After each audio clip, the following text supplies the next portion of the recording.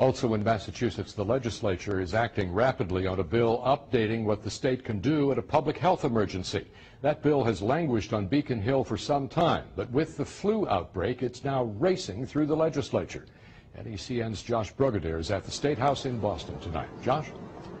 RD, the state Senate passed this bill, Bill 2028 today. They did so unanimously, and it gives the governor and the health commissioner the power to act in the public's interest in case in any kind of medical emergency. Timing sped up a hearing and ultimately unanimous Senate approval of the Pandemic and Disaster Preparation and Response Bill in Massachusetts.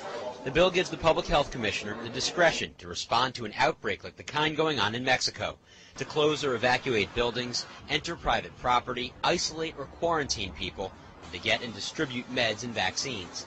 A registry of Massachusetts volunteers would be created and would be activated in case of emergency. Plus, the commissioner could request personnel from other states. The bill also protects healthcare workers from liability. Concerns about the spread of swine flu meant lawmakers, such as Worcester County Democrat Richard Moore, didn't want to take any chances. It's too bad that we have to have something like that pending to get us to finally act, but this was actually on the calendar before that became a news story, so it's not that it's totally that, but it does give us another reason why it's a good idea to have this on the books. And RD, the bill has actually passed the Senate a couple times the past few years, but has never passed both the Senate and the House. The House is expected to take up the bill sometime this week.